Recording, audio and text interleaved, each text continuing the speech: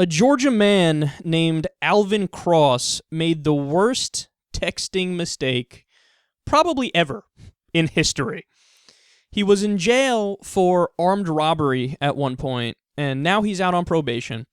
And one night, he wanted to get high, so he thought he was texting his dealer. He said, quote, "You have some weed?" It turns out it wasn't his dealer he was texting. It was his probation officer.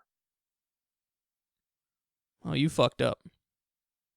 You know you fucked up, right? You know you done fucked up.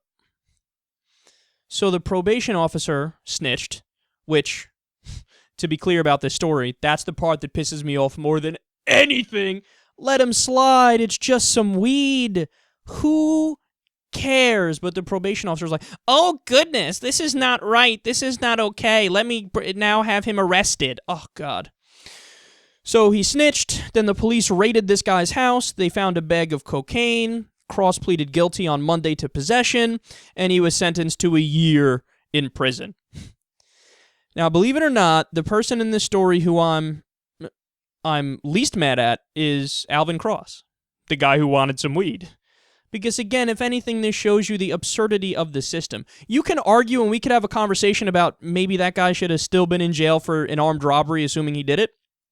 But the idea that you should lock somebody up for a year because you found a little bag of cocaine and you wanted some weed, this goes right back to a point that we seemingly make every day on the show, which is that if it's a non-violent crime like this, if it's just somebody putting in their body what they want to put in their body and they're not hurting anybody, how is that actually a crime? Shouldn't the prisons and the jails be for murderers and rapists and people doing assault, so on and so forth? Real problems, real crimes. But when you take somebody who is doing some blow or smoking some weed and you put them in there, you're overcrowding the prisons. And honestly, it's the same thing in principle as locking somebody up for having a few tequila shots, or locking somebody up for smoking a cigarette, or locking somebody up for drinking a Red Bull or having a bunch of caffeine. In principle, it's the exact same thing. It's a substance. That's all it is. And most people are on some sort of drug at some point during the day all the time. Why is it we focus on specific ones to say those are so bad and we're going to have to lock you up, even though the evidence and the scientific data says those aren't really the worst ones and you shouldn't be locked up for it? It all goes back, let's be honest, in many ways to racist roots of the drug war, and is perpetuated today. That's why there's a new book out and they call it the new Jim Crow, where you lock up black people left and right for doing drugs at 4 to 6 times a higher rate than white people, when white people use the drugs at similar rates. So, again, the person who least gets me mad in this was Alvin Cross, who just texted the wrong person.